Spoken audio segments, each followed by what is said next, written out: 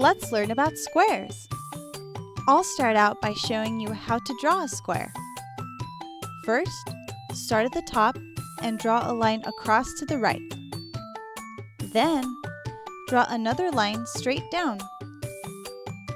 Then, draw a line across again, but to the left this time. And finally, draw one more line straight up to get back to where you started. A square has 4 sides that are all the same length.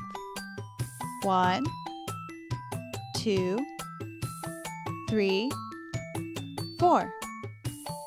4 angles that are all the same. 1, 2, 3, 4. And also 4 points. 1, 2, 3, and 4. Square shapes are all around us. Can you think of anything that has a square shape?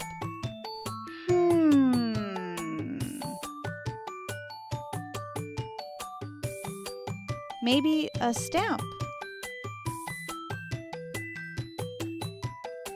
Or this window. What about this picture frame? A face of this block?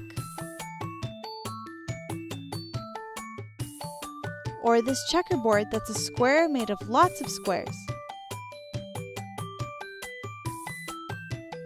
Look around you and see if you find anything else with a square shape. Have fun and see you next time!